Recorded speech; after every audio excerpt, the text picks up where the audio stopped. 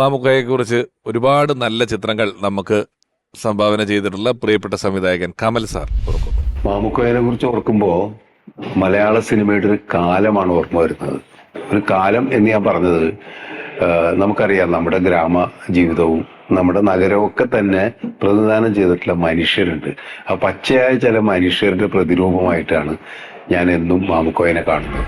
പ്രത്യേകിച്ചും കോഴിക്കോടൻ ജീവിതത്തിന്റെ, കോഴിക്കോടൻ നാട്ടുശീലങ്ങളുമായിട്ട് ബന്ധപ്പെട്ട ഒരു വ്യക്തിയായിരുന്നു മാമുക്കോയ. സിനിമയിൽ ഞാനും അദ്ദേഹം കൂടി ഒരുപാട് സിനിമകളിൽ ഒരുമിച്ച് പ്രവർത്തിച്ചിട്ടുണ്ട്. എൻ്റെ പെരുവണ്ണാപുരത്തെ വിശേഷങ്ങൾ എന്ന സിനിമയിലാണ് ആദ്യം മാമുക്കോയ അഭിനയിക്കുന്നത്. അതിനുശേഷം നിരവധി സിനിമകളിൽ. ഏറ്റവും ഹൃദയത്തോട് ചേർത്ത് നിർത്തുന്ന ഒരു സിനിമ എന്ന് പറയുന്നത് പെരുമഴക്കാലത്തില് മാമുക്കോയ ചെയ്ത വേഷമാണ്. അതുവരെയും ഒക്കെ തന്നെ ഹാസ്യ കഥാപാത്രങ്ങളെയാണ് മാമുക്ക കൂടുതൽ പ്രതിദാനം ചെയ്തിട്ടുള്ളതെങ്കിൽ പെരുമഴക്കാലത്തിൽ വന്നപ്പോൾ ആ സിനിമയിലെ തന്നെ ഏറ്റവും വേദനിപ്പിക്കുന്ന മുഹൂർത്തങ്ങളിലൂടെ കടന്നു പോകുന്ന, ആത്മസംഘർഷങ്ങൾ അനുഭവിക്കുന്ന ഒരു കഥാപാത്രമായിട്ടാണ് മാമുക്ക ആ സിനിമയിൽ വരുന്നത്. ഞാനും ടി റസാഖും അതിന്റെ കഥ ആദ്യം പറഞ്ഞു കഴിഞ്ഞപ്പോൾ, ഈ ക്യാരക്ടറിനെ കുറിച്ച് പറഞ്ഞപ്പോൾ മാമുക്ക ആദ്യം ചോദിച്ചത്, ഇത് നെടുമുടി വേണു അഭിനയിക്കേണ്ട ക്യാരക്ടറല്ലേ, എനിക്കിതിലേതാ ക്യാരക്ടർ? ഞാൻ പറഞ്ഞു, വേണിച്ചേട്ടനല്ല, മാമുക്കയാണ് ഈ ക്യാരക്ടറിനെ അവതരിപ്പിക്കുന്നത്. നമുക്ക് വിശ്വസിക്കാൻ പറ്റിയിരുന്നില്ല, കാരണം അത്രയും ഇമോഷണൽ ആയിട്ടുള്ള ഒരു ക്യാരക്ടർ എനിക്ക് ചെയ്യാൻ പറ്റുമെന്ന്. ഞാൻ പറഞ്ഞു, മാമുക്കയുടെ മുഖത്ത് അതുണ്ട്, ആ ദൈന്യതയൊക്കെ വരും മാമുക്കയുടെ മുഖത്ത്. മാമുക്ക പിന്നീട് ആ സിനിമയുടെ ഷൂട്ടിങ്ങിലുടനീളം അധികം തമാശകളൊന്നും പറയാത്ത മറ്റൊരു മനുഷ്യനായിട്ട്, ഒരു കഥാപാത്രമായിട്ട് പരിണമിക്കുകയായിരുന്നു മാമുക്ക അതിൽ ചെയ്തത്. മാമുക്കക്ക് ആ സിനിമയിലൂടെ മികച്ച നടനുള്ള ഒരു സഹനടനുള്ള സ്പെഷ്യൽ അവാർഡ് കിട്ടിയെന്നുള്ളതാണ് പെരുമഴക്കാലത്തിൽ. അദ്ദേഹം തന്നെ അദ്ദേഹത്തിന്റെ ചലച്ചിത്ര മേഖലയിലെ കഥാപാത്രങ്ങളിലൂടെ കടന്നു പോകുന്ന എന്നും ഓർക്കുന്ന ഒരു ക്യാരക്ടറായിട്ട് തന്നെയാണ് പെരുമഴക്കാലത്തിലെ ക്യാരക്ടറിനെ അടയാളപ്പെടുത്തുന്നത്. നമുക്കറിയാം, ഈ തനത് ജീവിത രീതി, കോഴിക്കോടൻ ഭാഷയൊക്കെ സിനിമയിലൂടെ ഇന്ന് നമുക്ക് എല്ലാ ദേശത്തിന്റെയും സിനിമകൾ, പലപ്പോഴും കഥാപാത്രങ്ങൾ ഈ പുതിയ കാലത്തെ സിനിമകളിൽ കാണാം. പക്ഷെ ഒരു കാലഘട്ടത്തിൽ മാമുക്കോയാണ് അതിന്, അല്ലെങ്കിൽ ഇന്നസെന്റ് തൃശ്ശൂർ ഭാഷ എന്നുള്ള രീതിയിൽ ഇവരാണ് അത് തുടങ്ങി വെച്ചതെന്നാണ് എനിക്ക് തോന്നുന്നത്. അപ്പോൾ എൻ്റെ പ്രിയപ്പെട്ട സുഹൃത്ത്, ഞങ്ങളൊക്കെ ഒരുമിച്ച് സഞ്ചരിച്ച ഒരു കാലം ഞാൻ ആദ്യം പറഞ്ഞ പോലെ ഇന്നും ഓർമ്മയിലുണ്ട്. മാമുക്കോയുടെ ഓർമ്മയിൽ തന്നെയാണ് ഇന്നും ഞങ്ങളൊക്കെ ഉള്ളത് എന്നാണ് എനിക്ക് പറയാനുള്ളത്. എൻ്റെ പ്രിയപ്പെട്ട സുഹൃത്തിന്, സഹപ്രവർത്തകന് ഒരുപാട് ഓർമ്മകൾ മനസ്സിൽ നിൽക്കുന്നുണ്ട്. അദ്ദേഹത്തിന്റെ ഓർമ്മകൾക്ക് മുമ്പിൽ ഞാൻ നമിക്കും. ഈ പെരുമഴക്കാലത്തിലെ അബ്ദു എന്ന് പറയുന്ന കഥാപാത്രം, ഈ പറഞ്ഞതുപോലെ നമ്മൾ നേരത്തെ പ്രേമേട്ടൻ പറഞ്ഞു അല്ലെ, അദ്ദേഹത്തിന്റെ കരിയറിന്റെ ഏത് ഘട്ടത്തിലെത്തിയപ്പോഴാണ് വന്നത്, അതുവരെ നമ്മുടെ ഒരു സിനിമ, എല്ലാ സിനിമ അദ്ദേഹത്തെ ആ രീതിയിൽ ഉപയോഗിച്ചിട്ടില്ലെന്നാണ് ഞാൻ. അദ്ദേഹത്തിന്റെ ഒരു കലിബർ ശരിക്കും ഇനിയും നല്ല ക്യാരക്ടേഴ്സ് അദ്ദേഹത്തെ കൂടി ചെയ്യിപ്പിക്കാൻ പറ്റുമായിരുന്നു. അതിൽ ഉദാഹരണമാണ് ഇന്ദ്രൻസ്. എത്ര നടനാണ്.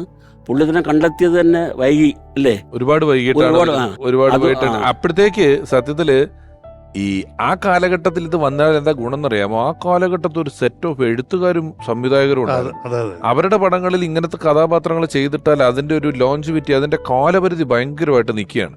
ഇപ്പം സിനിമകൾ ആ ലെവലിലെ ഒരു ക്യാരക്ടറോ അത് ചെയ്തൊരു നടനൊക്കെ ആഘോഷിക്കപ്പെടുന്നുണ്ടോ എന്നുള്ളത് സംശയമാണ്. തീർത്തുമില്ല എന്ന് ഞാൻ പറയുന്നില്ല, സംശയമാണ്. നമ്മളിപ്പോൾ ഇന്ദ്രൻസേട്ടൻ പുതിയ കാലത്ത് കുറെ നല്ല വിഷയം, എന്നാലും ഇന്ദ്രൻസേട്ടനെ കാണുമ്പോൾ അദ്ദേഹം പണ്ട് ചെയ്ത് കുറെ തമാശ കഥാപാത്രങ്ങൾ ഓർമ്മ വരും.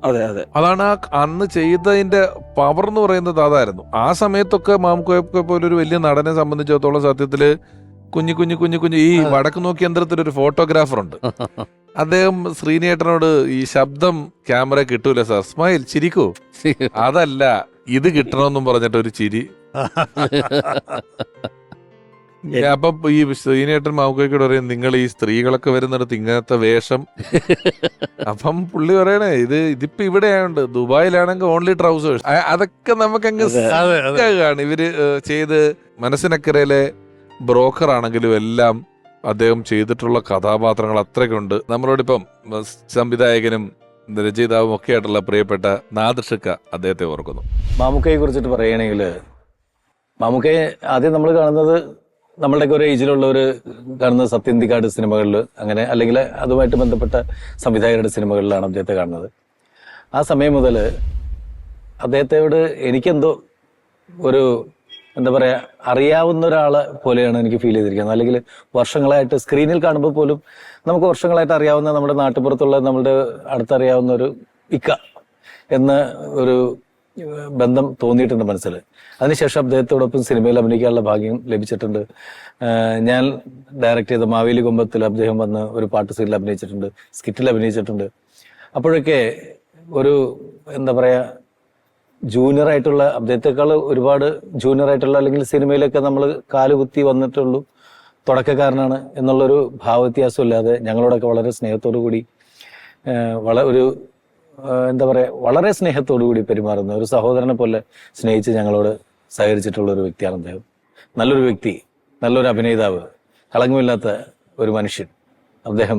അദ്ദേഹത്തിന്റെ പാവനസ്മരണയ്ക്ക് മുമ്പിൽ ആദരാഞ്ജലികൾ അർപ്പിച്ചുകൊള്ളുന്നു. പ്രണാമം. നമ്മൾ പലതവണ ആവർത്തിച്ച ഒരു വാക്കാണ് ഈ കോഴിക്കോടൻ ശൈലി എന്ന് പറയുന്നത്. അത് പപ്പുവേട്ടനായിട്ടും മാമുക്കോയക്കായിട്ടും മലയാള സിനിമയിൽ കാലങ്ങളോളം ഇങ്ങനെ പലരും അതിന്റെ പ്രതിനിധികളായി വരികയും അതിനെ ഭംഗിയായി ഉപയോഗിക്കുകയും അതിന്റെ വക്താക്കളായി മാറുകയും ഒക്കെ ചെയ്തിട്ടുണ്ട്. സ്റ്റേജ്, TV, സിനിമ എന്നിങ്ങനെ കൃത്യമായ അളവിൽ അത് കൊണ്ടുവന്ന് ഇപ്പോൾ സിനിമയിലും ടെലിവിഷനിലും ഒക്കെ നിറഞ്ഞു നിൽക്കുന്ന ഒരു കലാകാരൻ, മാമുക്കോയക്കായിട്ട് വലിയ ആത്മബന്ധമുണ്ടായിരുന്ന ഒരു കലാകാരൻ. സ്നേഹപൂർവ്വം സ്വാഗതം ചെയ്യുന്നു പ്രിയപ്പെട്ട വിനോദ് കോവൂർ.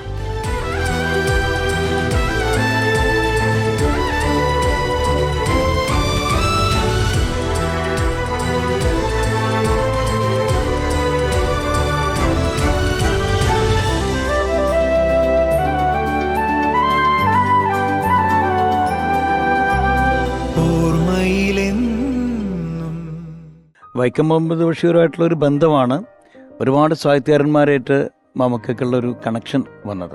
പിന്നെ അത്ര വലിയൊരു വിദ്യാഭ്യാസം ഇല്ലെങ്കിൽ പോലും നല്ല അറിവായിരുന്നു നമുക്ക്. അച്ഛനുള്ളപ്പോഴൊന്നും സിനിമയിൽ അങ്ങനെ അഭിനയിക്കാൻ പോയിട്ടൊന്നുമില്ലോ കാര്യമായിട്ട്. ഒരു പടം ചെയ്ത LLB, അത് ഒരൊറ്റ സീന് കമ്മീഷണർ സിദ്ദീഖ് സാർ വിളിച്ചപ്പോ. എന്നിട്ട് സീതാമായിട്ട് ഈ ഇതിൽ നോക്കി ഇങ്ങനെ കൗതുകത്തോടെ ഇരിക്കുമ്പോൾ വീട്ടിനകത്തൂടെ അപ്പുറത്ത് താമസിക്കുന്ന കൗസല്യ എന്ന് പറയുന്ന ഒരു സ്ത്രീ, തൊട്ടപ്പുറത്തുള്ളൊരു ഹിന്ദു സ്ത്രീയാണ്. അവരൊരു ആടിനെയും കൊണ്ട് വീട്ടിനകത്തൂടെ കുറച്ച് ഈ എന്താണ് അതിന് കൊടുക്കാനുള്ള രാവിലെയും കൊണ്ട് വീട്ടിനകത്തൂടെ നടന്നിങ്ങനെ പോവുകയാണ്. അപ്പൊ അവർക്ക് അതുവഴി പോകാനുള്ള വഴിയില്ലാത്തതുകൊണ്ട് ഇതുവഴിയാണ് അവരുടെ യാത്രയെ